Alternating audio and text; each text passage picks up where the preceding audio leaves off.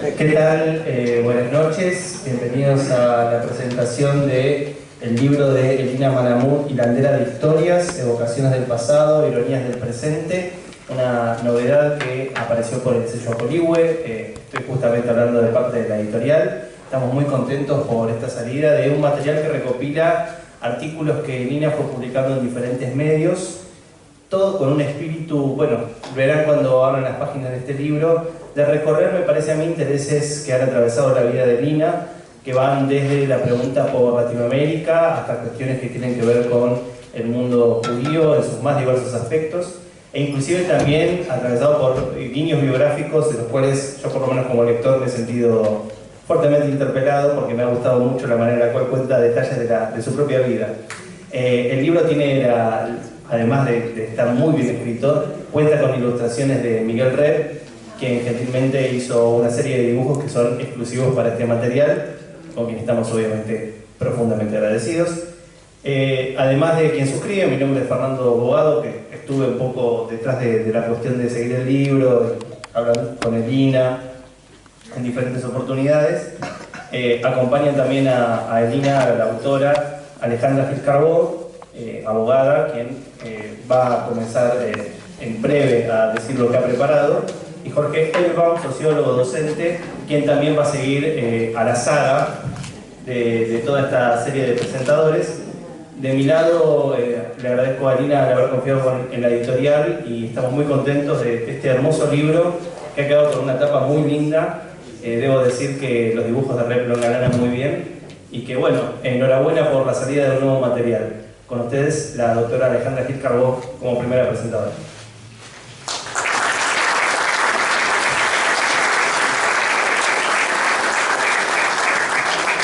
Bueno, muy buenas tardes. Un placer verdaderamente estar acá con ustedes y poder presentar este libro de Elina Manamud, que además lo ha dedicado a nuestro querido Horacio González, que es el fruto continuado de los últimos años, en forma de relatos, de reflexiones sobre algún hecho reciente que fácilmente van a identificar y que sin duda merecían ser compilados, porque van a ver que pocas veces, o no tantas veces por lo menos, nos encontramos con una combinación tan feliz entre realismo y poesía, donde además no falta el humor.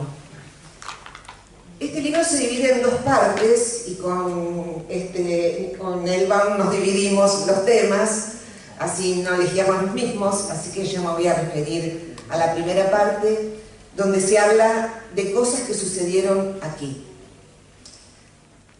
En esta sección, Elina nos transporta a escenarios locales, a escenarios regionales, que se conectan entre sí, porque hay una mirada común de nuestra América.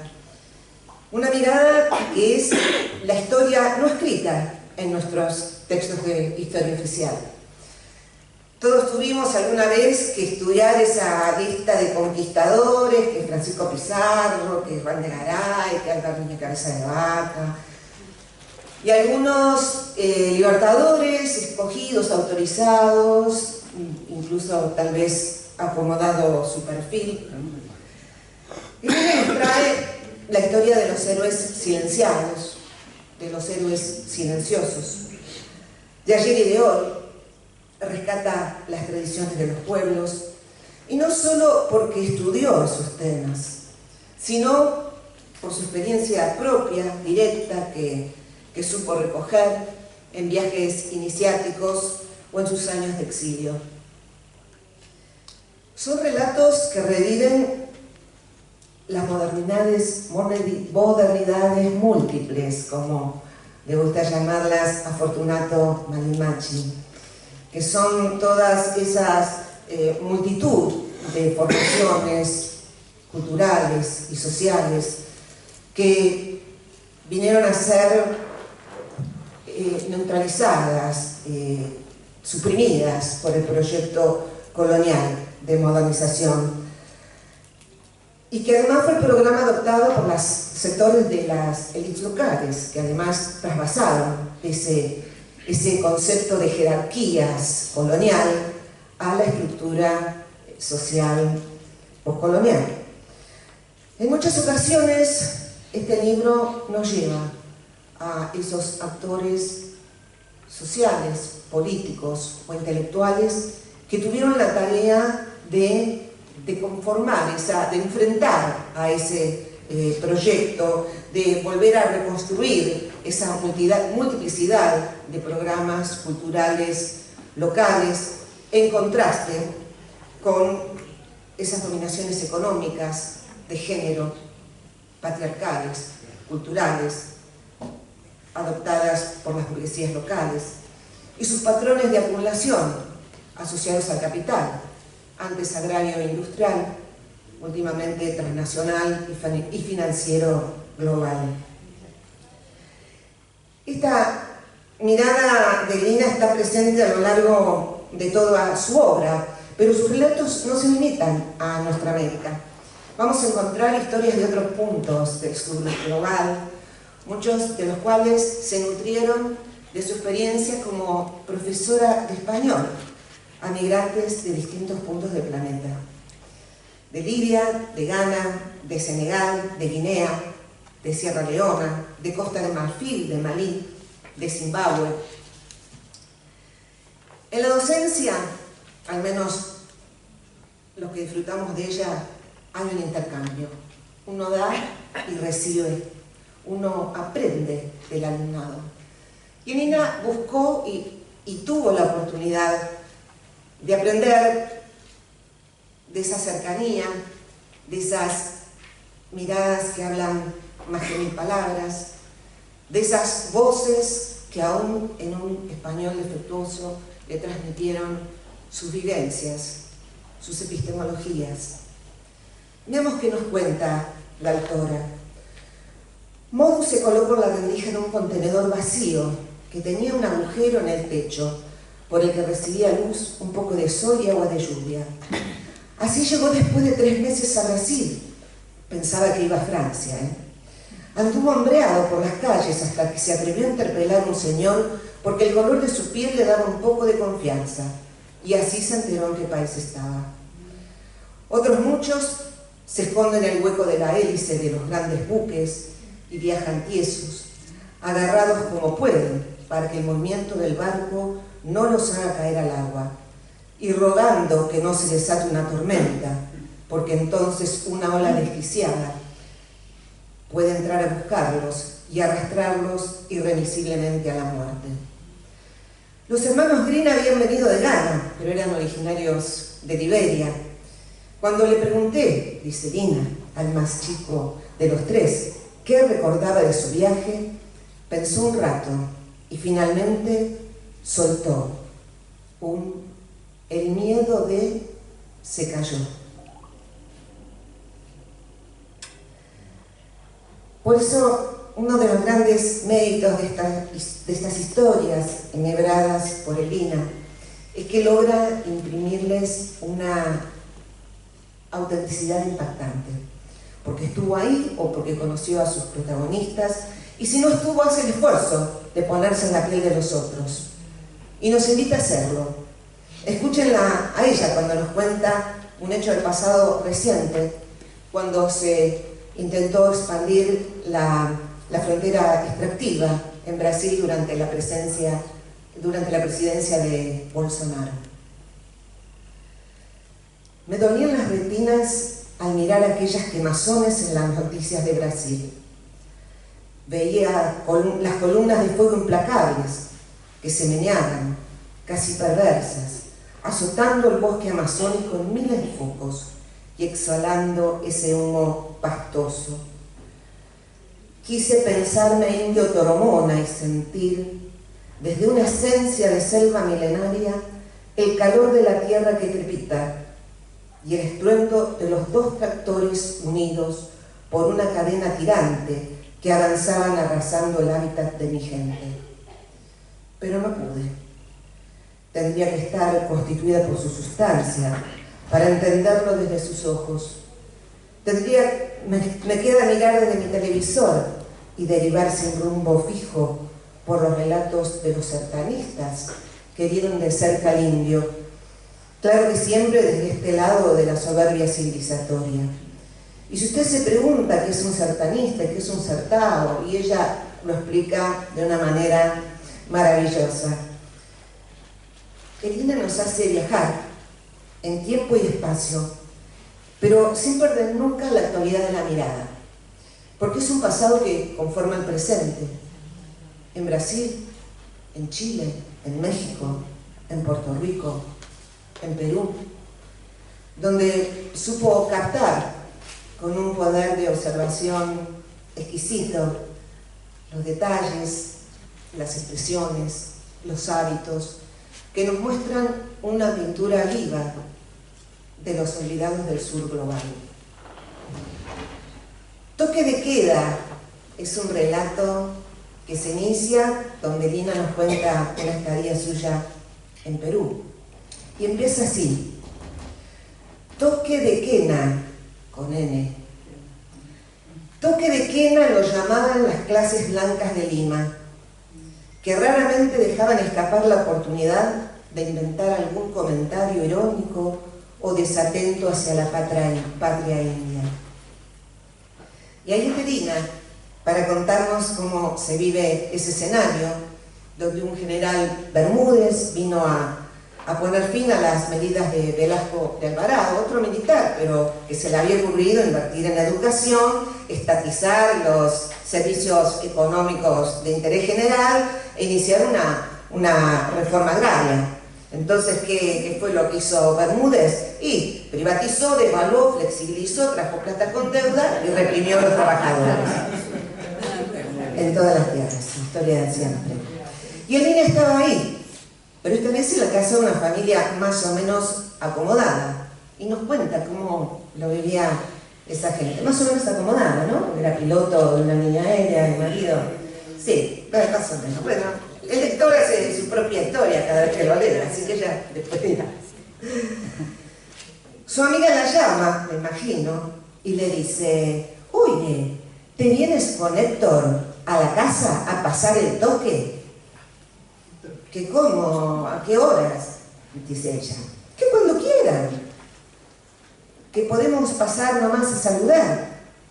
¿Qué se podía hacer en toda una noche de toque? Se preguntó. Pero fue, y nos cuenta.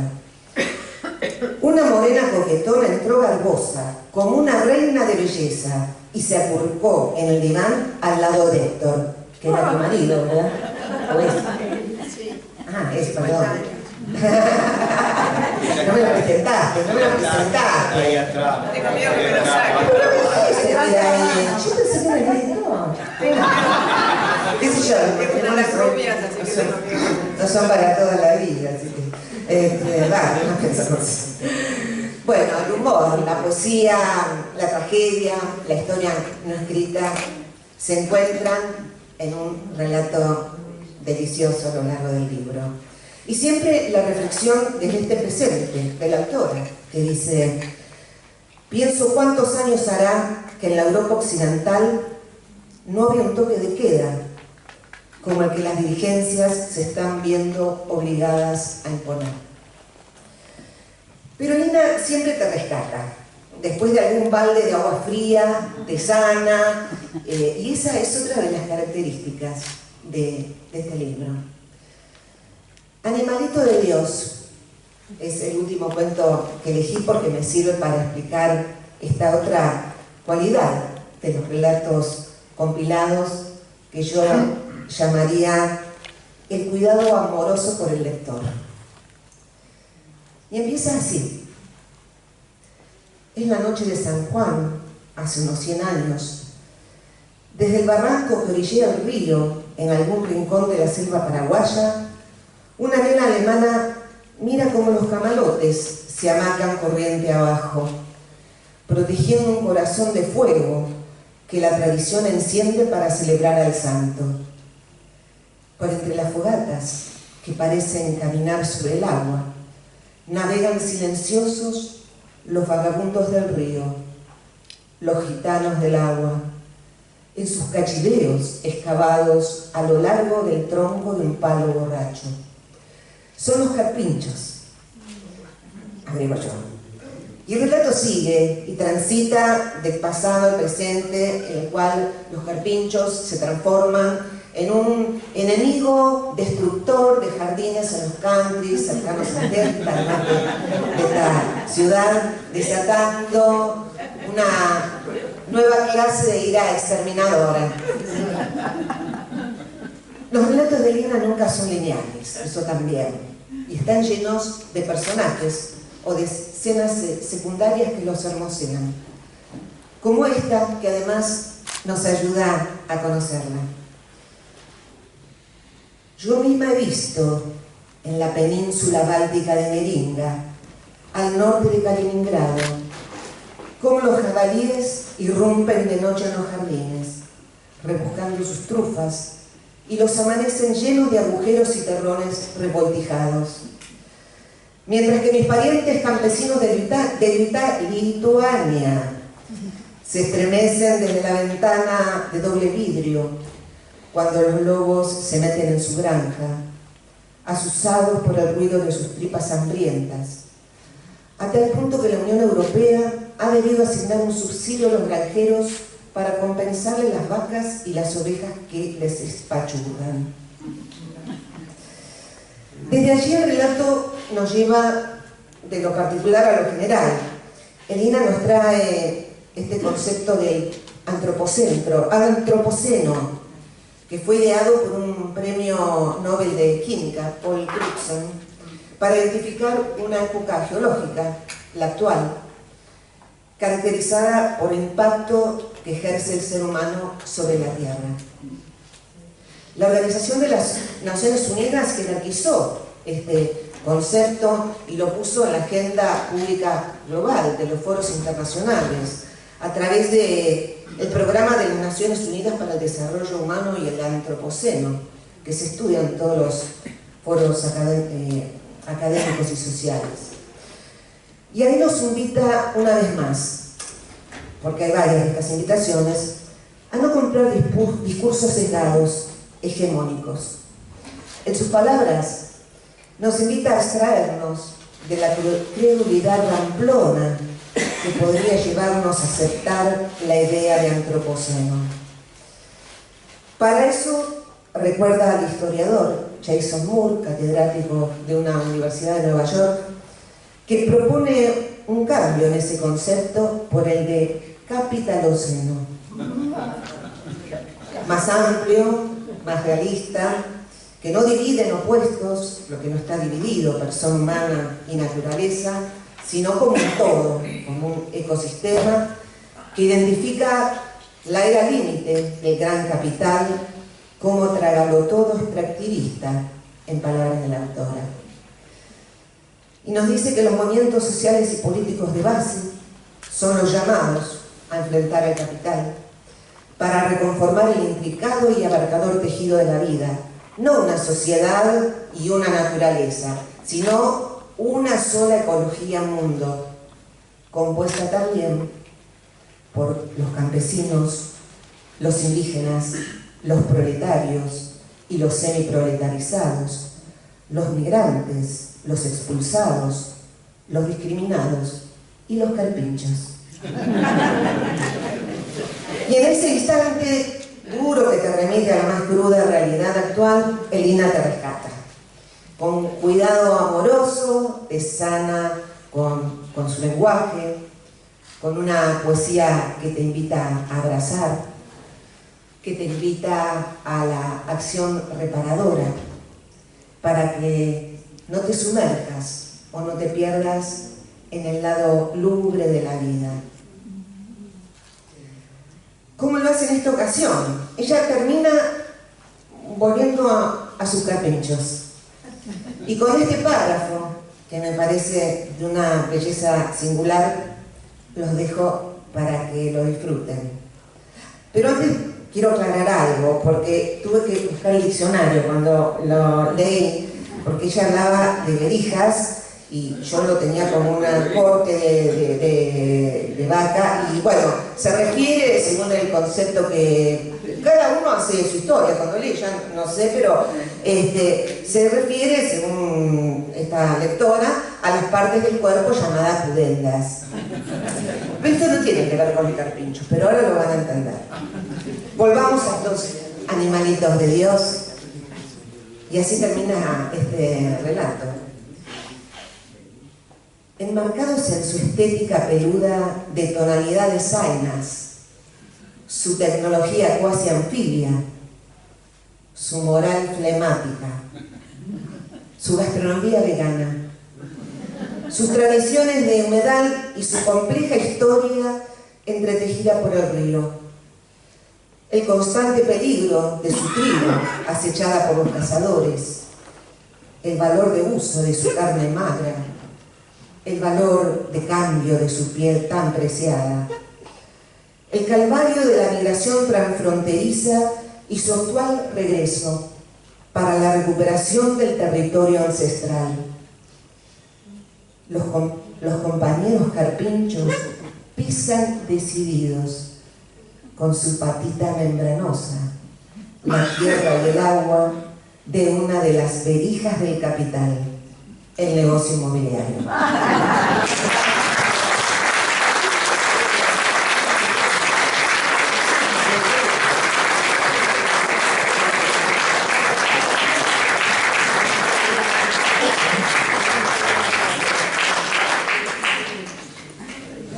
Bueno, en principio, buenas noches.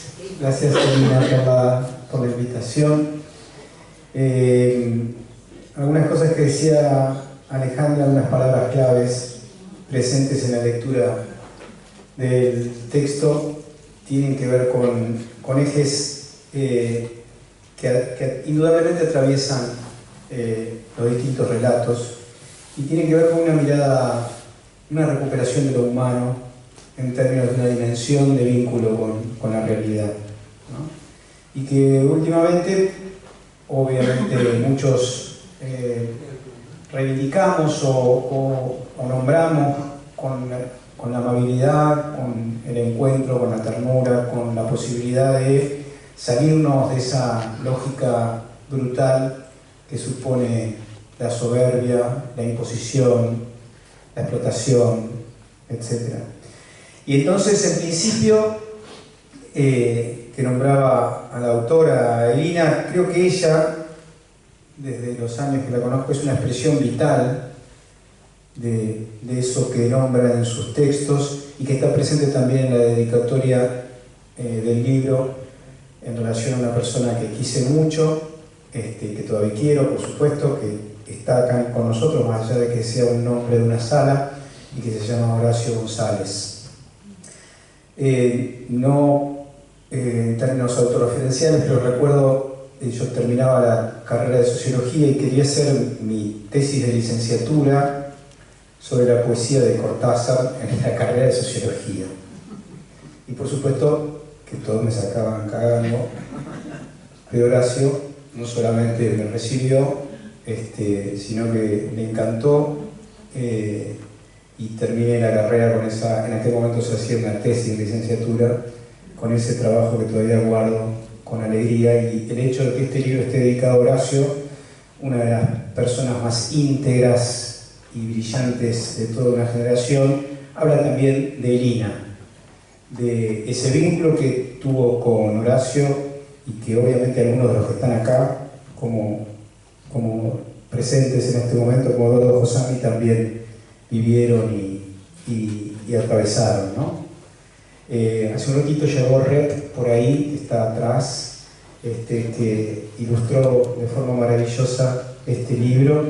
Yo no había visto el libro, pero Elina tuvo la delicadeza de mandarme todos los dibujos también, para que pueda verlos, y que hacen de este producto de la modernidad llamado libro un hermoso elemento para disfrutar, para reflexionar, y para entrarle a algunos de los grandes temas que efectivamente Alejandra analizaba en la primera parte.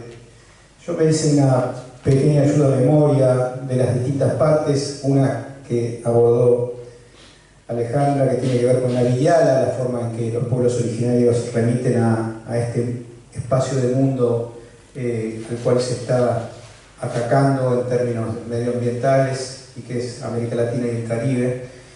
El sufrimiento, si se quiere, o los prólogos del sufrimiento actual en la sección dedicada a Argentina, un aspecto vinculado a su origen, a su tradición y a su cultura judía, que le sumo también al de los comandantes y los contrabandistas lituanos que afanaban libros para poder seguir leyendo.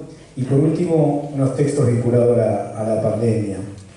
En los orígenes, a Lituania aparece mucho en los textos, y ahí me llamó un poco la atención en relación a, quería hacer algunos cruces actuales, ¿no? En Lituania hubo formaciones que combatieron al nazismo en términos de partisanos. También ahí nació Chabad Lubavitch. También nació el Chabad Lubavitch ahí en el siglo XVIII, con un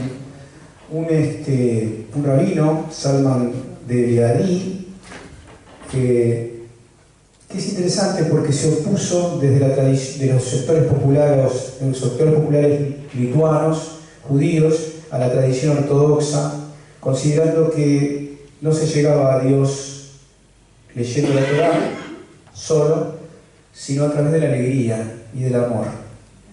Así nacieron los hasídicos, una de cuyas orientaciones son aquellos que hoy conocemos como Chabad, que se instaló en Brooklyn, en la misma ciudad donde vivió y murió Paul Auster, otro judío que esta semana nos abandonó. Y también de ahí viene alguien que, nombrándolo o sin nombrar, está presente para mí mucho en el libro de Lina, que es Emanuel Levinas, un lituano que zafó del Holocausto, que sobrevivió con su familia y se instaló en Francia y construyó una filosofía que es la filosofía de la otredad, de encontrarse en el diferente para que esa diferencia nos retroalimente y nos ayude a seguir vivos, no solamente en nosotros mismos, sino en los otros. Lo interesante de Chabad Lubavitch es que es un acrónimo, digamos, de 3 palabras: Jochma, Binah y Dayat, que es algo así como, escuchen bien, inspiración, entendimiento y conciencia. Exactamente lo contrario de lo que expresan cotidianamente estos sectores que se han relacionado con el poder y se han alejado básicamente de la tradición hasídica vinculada al amor y al reconocimiento del otro que Manuel Levinas pone, y que efectivamente está presente sí en el texto de Lina. Estos sectores que eran bielorrusos y en aquel momento hubo fronteras que cambiaban, ¿no? Lituania, etc., reconocían una forma de la cultura vinculada a la ternura, incluso con una palabra en Yiddish con la cual se nominaba. Elementos que efectivamente fueron recuperados. Hay un texto que toma Levinas, que es maravilloso, que dice que la ternura también puede estar armada, ¿no? Y eso es uno de los textos, creo yo, de Lina, uno de los que más me gustó, que hace referencia a los hermanos Bielski. Se llaman los hermanos Bielski en la guerra. Los Bielski, cuando se habla del Holocausto, lamentablemente se habla solo de la parte de quienes fueron detenidos, juzgados, exterminados, pero se habla poco de quienes combatieron, de quienes pelearon y se enfrentaron. Entre ellos están los hermanos Bielski, que se convirtieron en partisanos, se fueron a los bosques, construyeron un cuasi ejército y se dedicaban a hostigar y también a exterminar, si se quiere, al nazismo en las cercanías de toda esa zona.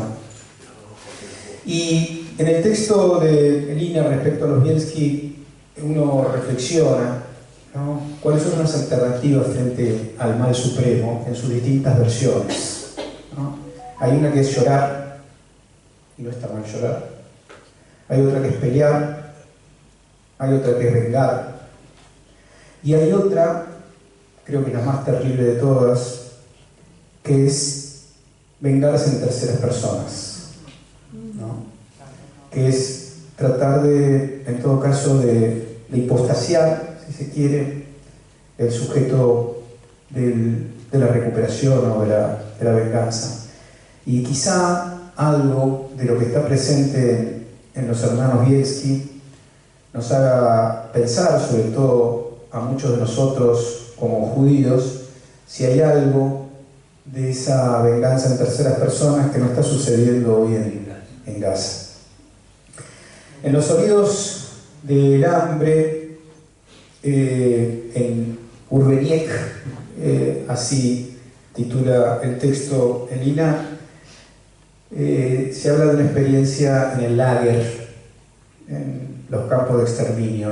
Nosotros sabemos que hay campos que hubieron, acá en la Argentina estuvieron integrados en los años 70, pero en el nazismo estaban muchas veces separados, eran guetos, campo de concentración y campo de exterminio, ¿no? Era como una escala hacia la muerte, ¿no?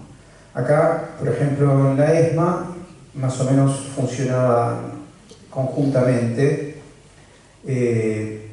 y en realidad los propios detenidos del gueto de Varsovia eran trasladados hacia otro lugar, un tercer lugar, para no dejar en evidencia frente a la población de Varsovia o de Polonia el destino final, que era el exterminio, ¿no? Un niño sin nombre en el medio del lager, que elaboraba sonidos, y a partir de esos sonidos que elaboraba, quienes lo nombraban al niño, lo nombraban con el nombre de Urbeniek. Y a mí me hizo pensar por supuesto, en esto de la peste, ¿no?, en sus distintas formas a lo largo de la historia, y que curiosamente Elina trabaja en dos de sus dimensiones: la peste de Camus, que refiere al exterminio en la Segunda Guerra Mundial, y la peste de la pandemia. Y uno dice, bueno, una es el resultado de un plan sistemático de exterminio sucedido en distintas partes del mundo, ¿no? Nosotros sabemos que hubo un genocidio hecho por Alemania en el siglo XIX, a finales del siglo XIX en África. Nadie habla de eso, mataron a 1 millón de africanos. Hubo un exterminio, por supuesto, a principios del siglo XX, también de 1 millón y pico de armenios. Se habla bastante poco de eso. Hubo exterminios en Yugoslavia, ya a fines del siglo XX, principios del siglo XXI. Hubo exterminios polpotianos en el sudeste asiático. Es decir, que el exterminio no es algo ajeno a si se quiere, a la tradición o de la especie humana, ¿no? Hay bastantes ejemplos, incluso hay uno en América Latina, de formas múltiples, bacterianas combinadas con religiosas, combinadas con mita y yanaconazgo, ¿no? Hay especialidades, hay posgrados, hay maestrías en el exterminio relacionados, y todos ellos, me parece, y creo que hay algo que Elina dice en uno de los textos, no me acuerdo cuál, están vinculados a esta desesperación por someter a otros, ¿no? Esta búsqueda, esta necesidad de sentirse mejor si lastimamos. Hay como algo bastante sádico ahí, que por supuesto no está presente en todos, ni está presente en todas las sociedades, pero que puede tener expresiones como las que atraviesan sobre todo los textos de esta parte vinculada a la tradición judía, ¿no? El texto sobre Pesaj, que Acabamos de celebrar Pesaj. Pesaj quiere decir pasaje y remite a una tradición bíblica. Yo siempre, para molestar, les cuento a la gente que en términos arqueológicos los judíos nunca estuvieron en Egipto, pero objetivamente hay un relato que funciona. El relato que funciona es el relato del pasaje, y el pasaje fue el pasaje de alguien que luchó contra la esclavitud y alguien que recordó esa lucha en la última cena de Pesaj, más allá de haber sido real o no, en la última cena, Yeshu ben Yosef, o sea, Jesús, hijo de José, se encuentra con sus amigos a celebrar el Pesaj. Y también, como cuenta Elina, el Pesaj, el último Pesaj que celebra Mordejai Leich en el gueto de Varsovia, mientras ya había iniciado el proceso de revuelta dentro del campo del cual ya se había llevado a casi el 80% de los judíos. Quedaban 80.000, había 400.000. Campo en el cual un muchacho de 21 años, que era el comandante, 21 años, era el comandante, se había escapado de Polonia a los 18 años. Se había ido a Londres y había decidido volver para instalarse en el campo, en el gueto, y pelear, obviamente, para que no se lleven a sus familiares, a sus amigos, a sus compatriotas, a sus hermanos a otro lado. Un muchacho de 18 años que a los 19 está en Londres y a los 20 vuelve para enfrentarse al nazismo y muere combatiendo contra los nazis con un centro de comandancia en la calle Milá 18, que decide suicidarse junto a una parte de sus amigos, a los que no logran escaparse, y escribir con sangre en las paredes de esa comandancia: por vuestra y nuestra libertad. Y eso es, de alguna manera, obviamente, una forma de advertir hacia el futuro que incluso la más brutal forma de la muerte no va a poder exterminar esa búsqueda que está absolutamente en las antípodas de la utilización libertaria en el día de hoy por parte de estos patéticos personajes que nos gobiernan. Otro de los textos que me parece hermoso, ¿no?, que es la historia de el Balis Sruoga, si lo digo bien me parece, ¿no, Elina? Sí, sobre el lituano.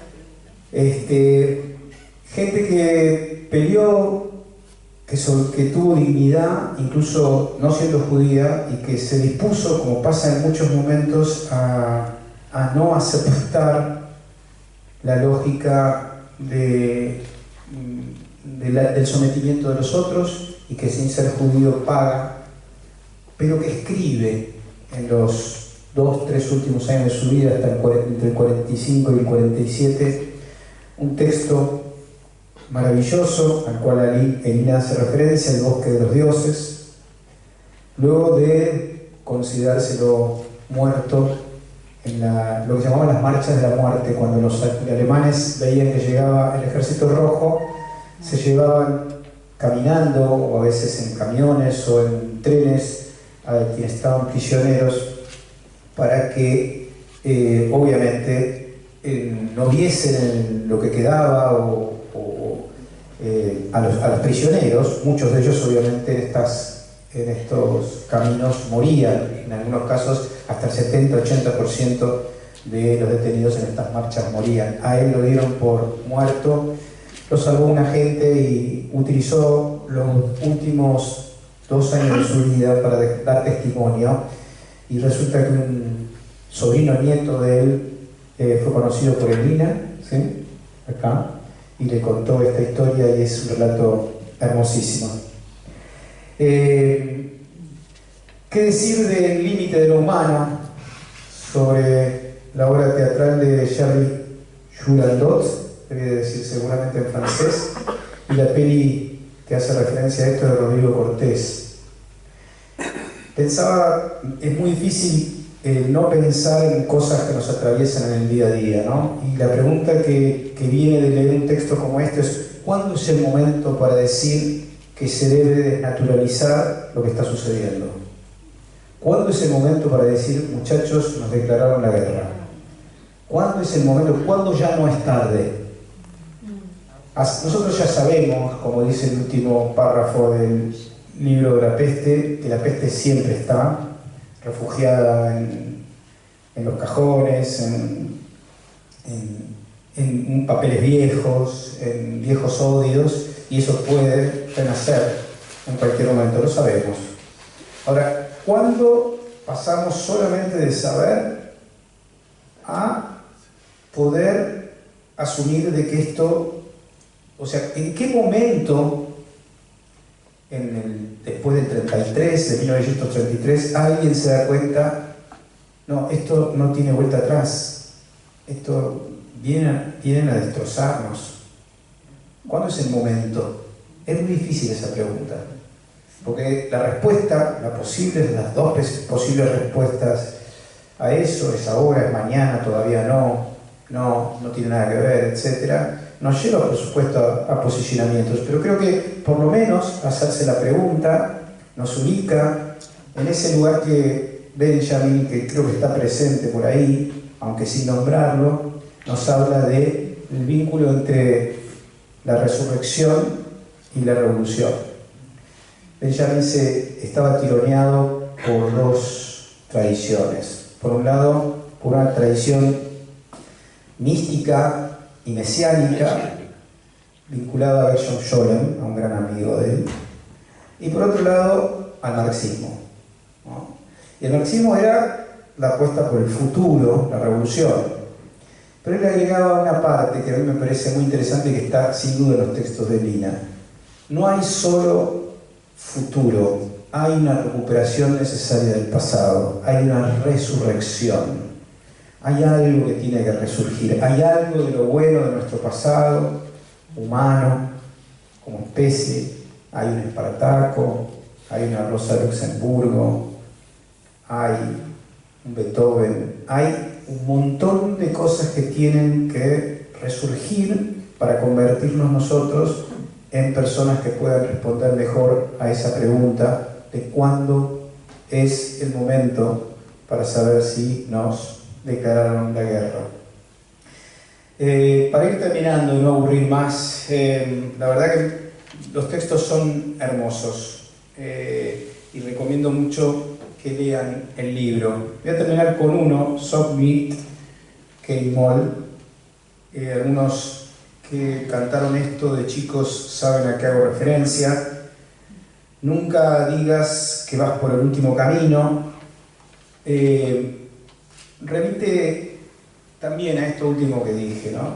En el libro hay una constatación de la crueldad y una apuesta a la resurrección de lo mejor que tenemos y que está pendiente para que lo volvamos a recuperar. Hay algo ahí atrás de nosotros mismos. No está todo el pasado sucio. Claro.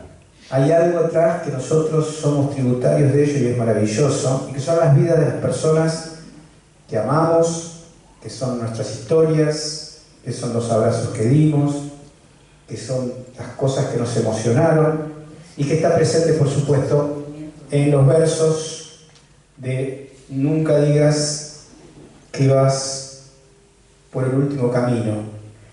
Esta canción fue cantada por personas en medio de paredes derrumbadas, cantada con armas en la mano. Así que nunca digas que vas por tu último camino, aunque los cielos llenos de plomo cubran los días azules, nuestra hora prometida pronto llegará. Nuestros pasos de marcha resuenan, estamos aquí. Gracias.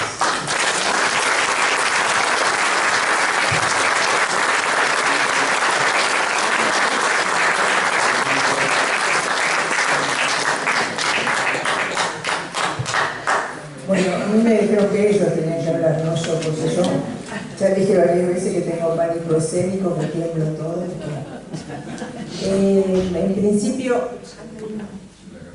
En principio, bueno, lo que me corresponde es dar las gracias. Es decir, dar las gracias a un editor, cuando publica un libro, cuando edita y publica un libro, siempre se está jugando, ¿no? El futuro de ese libro es algo que no se puede predecir y es decir, no queda más que agradecer realmente al editor que se juegue por una escritora relativamente nueva y desconocida. Entonces a él le tengo que agradecer, a la editorial, a Uriel de Narvaja, a Fernando Bogado, que estuvo ahí encima mío, y por ahí esperaba un poco más de mí, pero bueno, porque de pronto volver a leer lo que escribí, cuando veía las comas que Fernando había puesto, me acordaba de mi marido, bodyguard, mayordomo y todas las funciones que cumple en mi casa.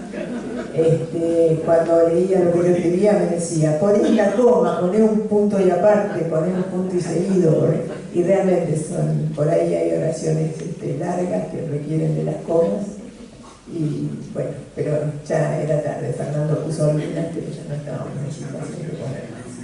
Así que bueno, agradezco eso y agradezco realmente a todos ustedes que estén acá para festejar esto que es la aparición de un libro, que siempre es algo conmovedor y bueno, les agradezco también a ustedes que estén acá para celebrarlo. Y también he de agradecerle específicamente, por si me olvido, el bodyguard está haciendo mecenas allá en el fondo, y un agradecimiento por supuesto más que especial a Miguel Repiso, que llegó tarde para que no nos sentáramos en la mesa. Ahí está Rep, que ustedes lo pueden ver ahí atrás. Que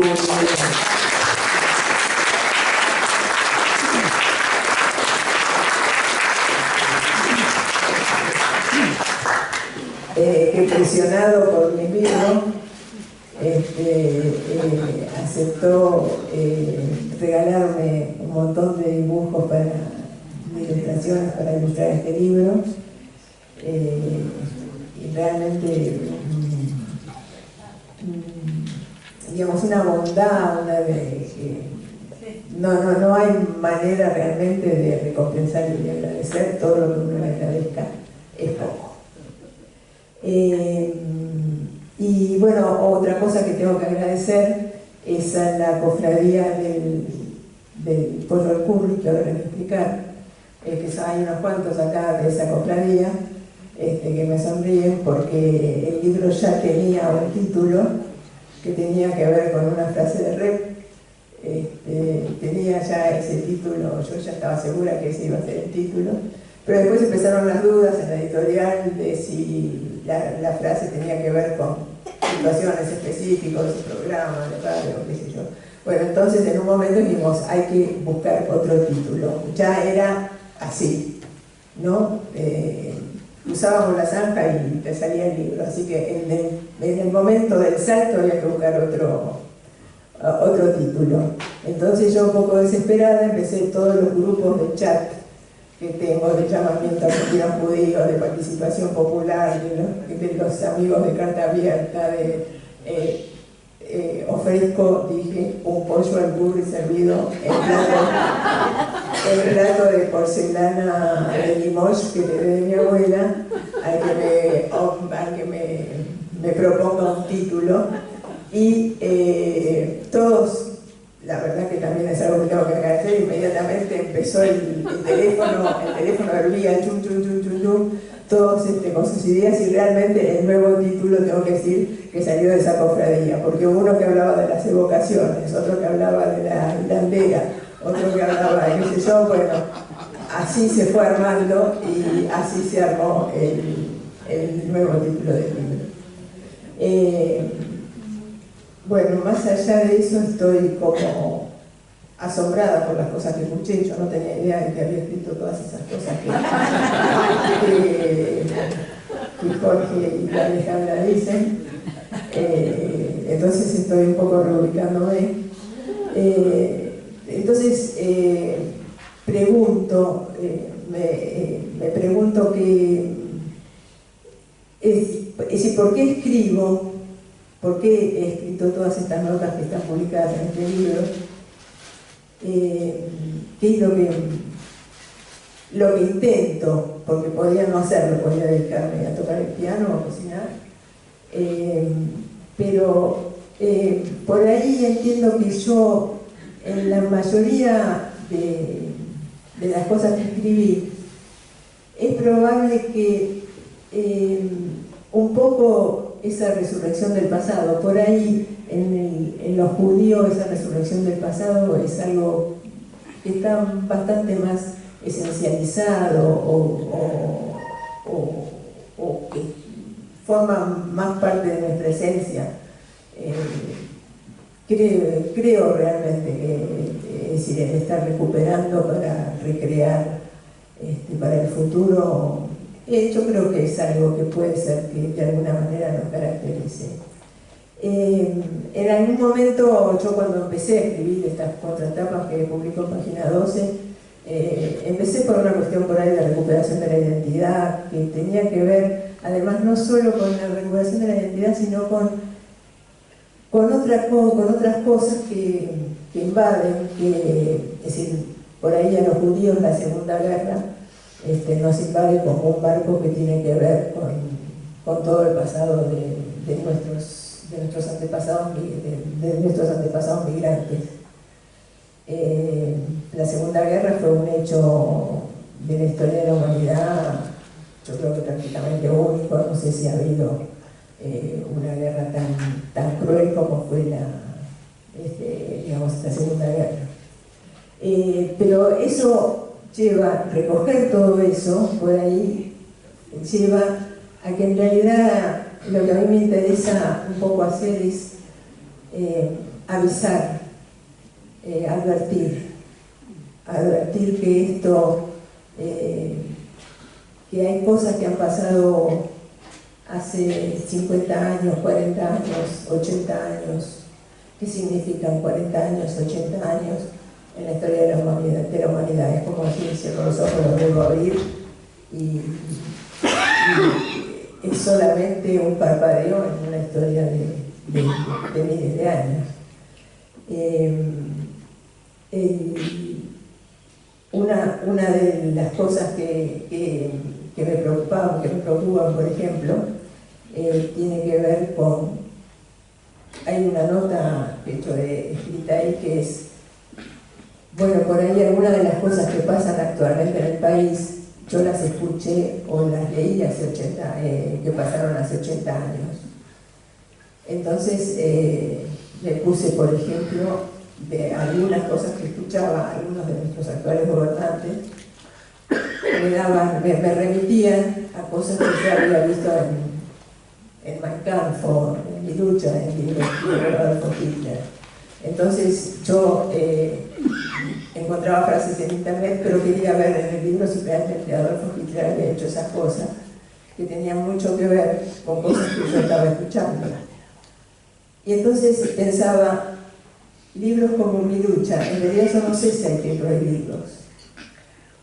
Más bien habría que publicarlos con esas etiquetas que tienen las latas ahora de alimentos, que dicen exceso de grasa, claro, por ejemplo, los cigarrillos, o que dicen ahora exceso de grasa, exceso de azúcar, Entonces, debería, es decir, leerse, poner en la lectura este libro, es decir, hay exceso de nazismo, hay exceso de discriminación, hay exceso de... Porque enterarse de qué manera se busca un enemigo, como se lo buscó en los años 30 en Europa. Se dice de los parlamentarios que están ahí para hacer guita y que son unas ratas excrementosas. Es decir, ya se dijo, digamos, eso ya se dijo. Entonces, yo lo siento como decir, bueno, yo te estoy advirtiendo, esto ya se dijo hace 30 años, mirá, hace 80 años, mirá lo que pasó. Entonces, algo así como que estemos atentos. Lo mismo que con esa palabra que usamos actualmente para nombrar el neoliberalismo. Es decir, el neoliberalismo es una palabra como muy flu, ¿no? Que tiene que ver con liberalismo, con algo nuevo. Y es decir, ¿qué hay en esa filosofía profunda del neoliberalismo? En esa filosofía profunda del neoliberalismo hay un hombre que es mercado de sí mismo y que, digamos, una sociedad que estaría formada por un egoísmo colectivo. Básicamente creo que es eso, un egoísmo colectivo, es decir, la escritora que es lectura fundamental de Macri, y supongo que nuestro gobernante actual también la tiene como base de su filosofía, la filosofía de la Fundación Atlas. Tiene uno de sus principales escritos es Las virtudes del egoísmo. Entonces, yo creo que cuando se ataca la justicia social, se ataca el colectivismo, justamente se ataca porque no es el ataque, es la base de esta filosofía que dice: vos sos un individuo que te las arreglás solo, vivís para tu propia felicidad y me chupa un huevo lo que pasa al que está al lado mío. Es decir, es un poco dicho con este lenguaje que uso yo de haber nacido en Avellaneda, de haberme criado contando berro en la villa del Riachuelo. Creo que esto es lo que dice Levinas cuando habla del otro. Y creo que digamos, esa palabra otro tiene una importante significación con sus pros y sus contras en lo que ha sido nuestra historia actual. Cuando nosotros decimos la importancia del otro, es evidentemente lo que decía Levinas. Levinas hablaba de un yo y un tú, y el yo lo que tenía que hacer era pararse frente al tú, porque su vida tenía que estar dedicada a ese tú. Bueno, esto creo que es todo lo que yo quería decir. Siempre, por supuesto, cosa que creo que también es muy judía, riéndonos un poco de todo esto, siempre con el humor y la ironía, y es, sí, por eso ya dije que ya terminaba. Sí, porque hace un ratito que la veo ahí parada y ya sé que cuando se paran ahí son años de estar en presentaciones en esta feria, cuando la señorita se para ahí atrás porque ya está terminando el tiempo. Bueno, sí, creo que es algo que nos caracteriza a los judíos, que es esta cosa de poder reírnos de nosotros mismos, poder reírnos del mundo, y cómo se reían justamente dentro del gueto y dentro de los campos. Hay libros que se refieren a de qué se reían, cómo era el humor de los judíos en los campos de concentración. Bueno, yo cuando me tomo mi tiempo para sentarme en la computadora y buscar todos los detalles de lo que quiero decir, lo puedo escribir con una cierta soltura, pero cuando estoy acá delante de un montón de ojos que me miran, prefiero terminar rápido, callarme la boca y hacerle caso a la señora.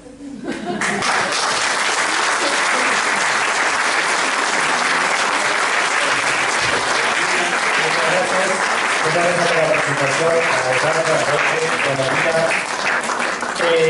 para aquellos que tengan ganas, hay ejemplares ahí en el fondo. Mi compañera Luz está saludando desde la lejanía, así que pueden comprarlo con la avidez que caracteriza al buen lector.